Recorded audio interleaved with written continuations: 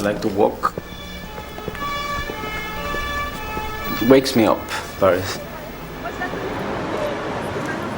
Just a few blocks of walking can happen many things, and I like to observe these things and to enjoy them.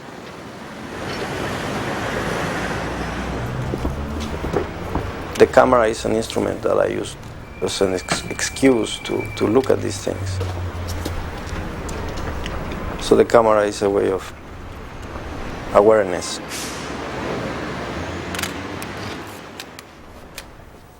Even when I was a kid, I remember the streets when I walked in Mexico, going from my house to school. I can remember all the puddles in between and all the accidents in the sidewalk. I always like this, to look at this.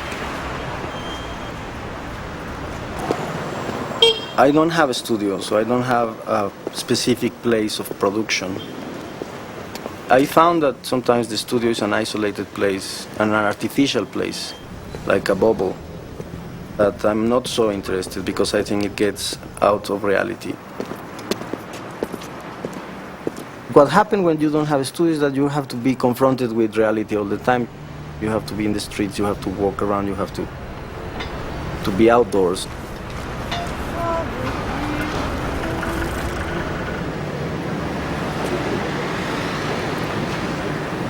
I try to be intimate with everything I can. To be intimate, you have to open yourself and you have to trust what is around you. And then you generate new signs of intimacy with these things. And then all the other people can have that same relationship with the world.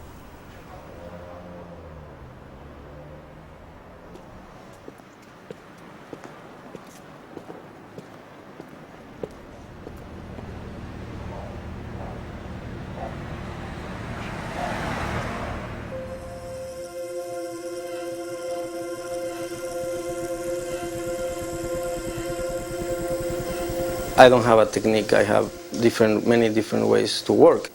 So when I finish something, I need to invent something else in a different medium, in a different place. The Citroën is not just a car, it's a special car and charged with significance because it's a cultural object. But it's not just an icon because it's also a machine that has a function. And to remake it on its own logic, you are at the same time analyzing this icon that it becomes something active again. I mean, I did it with one assistant, cutting it together. We worked for a month in a garage. It was quite an intimate work. It was very nice. It was a lot of work. I extracted the center and put it back together. On one side and laterally you see it like a normal car. When you walk around, you have the perspective distorted.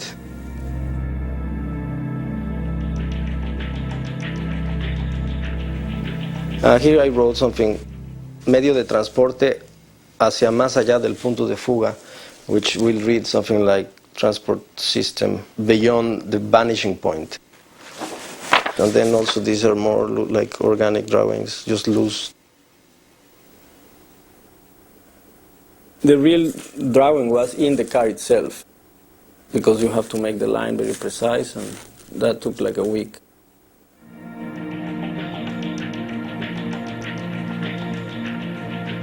You can keep cutting it. You can do another cut, and another cut, and another cut, until infinite. You will never finish.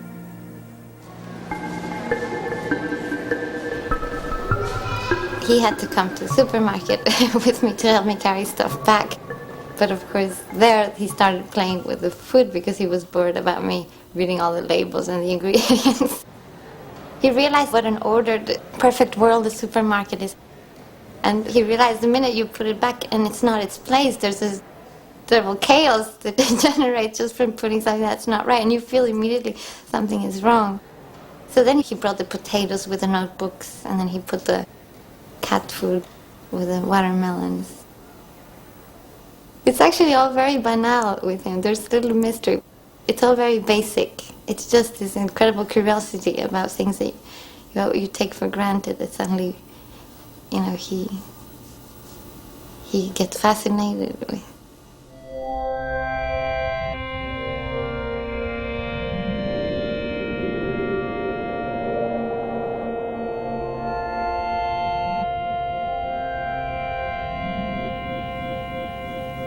What I like about games is that a game is a thing on its own. So you have a little world in this board or in this table designed to perfection, so you can play in a landscape, and when it is a good game, it's so passionate that you can really get into this world and just live in it. When you have a normal ping pong game, you have a net, which is a no space between two spaces. But instead of two people playing, you have four people playing in four tables. You open that space, so the net is open, and what you have there is a new space. And that is the space that I'm interested in the in-between space. Because it's a new space, I could do anything I wanted. I decided to make a pond. I will say it's just an arbitrary decision. But then if you want to connect that with the pond in Indian culture and related with the lotus flower and the beginning of the universe and the pond as the center of the universe, you can. One day I saw the Foucault pendulum, and as you know, is the way that was proved that the earth moves, because you have this pendulum hanging from very high, which is constantly moving, because the earth is rotating. Then I decided, what happened if one of the balls in the billiard is a pendulum? And then also, instead of having a rectangular table, I decided to have an elliptical table or an oval table. So then we will play more closer to the laws of the universe. In billiards, because it's a rectangular, you can calculate how the ball is going to bounce. But in this case, when the ball starts to touch this oval, it just starts to bounce around and then just get lost totally. Anyway, it's a totally different game, and it's more complex in many ways. It's also much more boring than a normal billiard game, but and also I didn't put any rules except the basic rules of hitting two balls with your own ball, and people play it. I play it sometimes, and the rules, they have to be invented.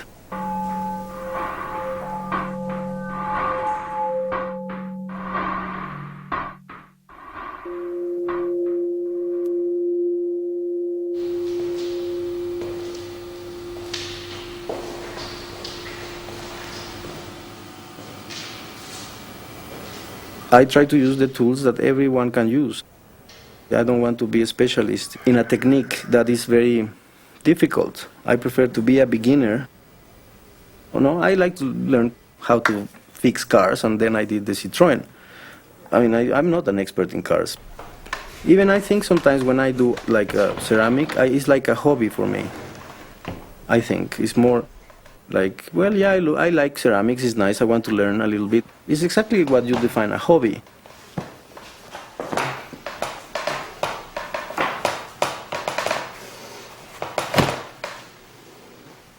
Normally when you do potteries, you are very much aware of this empty center space.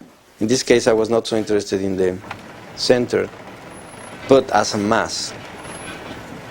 For that reason, I needed a clay that was special. And this workshop used to be a brick factory before, but they have this machine to produce clay that I need very fast. So in one day you can do a whole amount of hours, almost like a worker doing a mechanical thing. And for me that was important.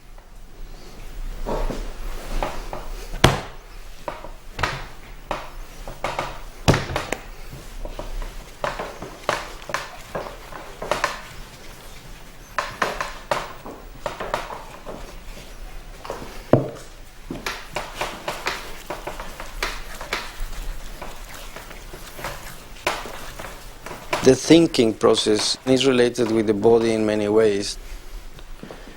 To be moving in a train or to be looking at the ocean, to be working with my hands, with the clay, and very physical, all generates a stimulus in the brain and you are thinking. The connection between the brain and the breathing and the sweating and the time that you spend and how you slow down thinking or you accelerate thinking, you just generate a different aspects of thinking. So when I feel that it should be ready, it's a quite subjective thing, but it's just that the shape should represent what just happened before.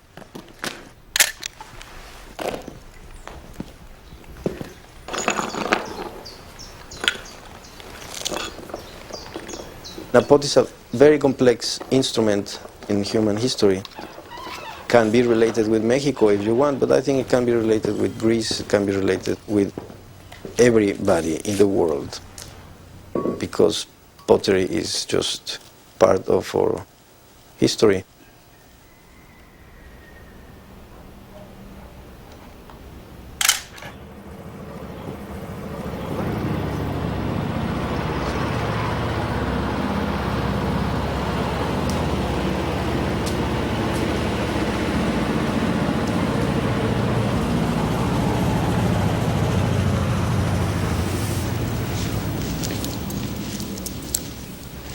The division between work and everyday life is very strong. In Mexico it's the same. And that space in between work and life is the space that is very hard to negotiate for everybody.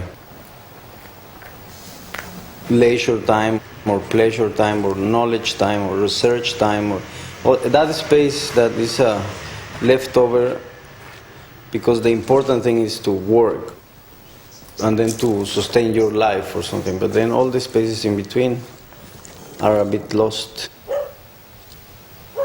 So every citizen has to fight for those spaces.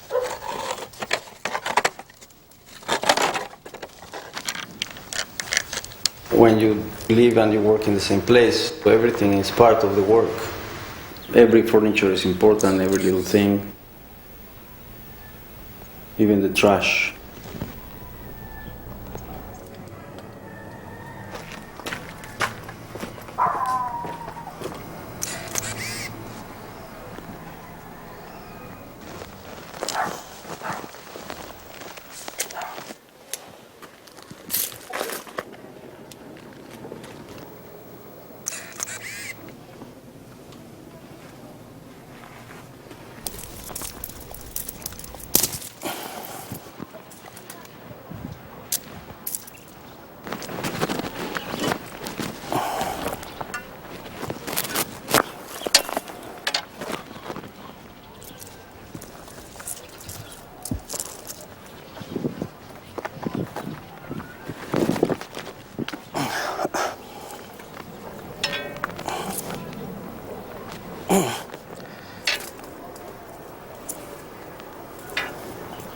The contradiction that I have is that when I say I don't want to produce things, but at the same time there is this necessity of producing signs of communication, a kind of mirror of what I'm doing. And maybe it's an obsession of building bridges of communication with other people.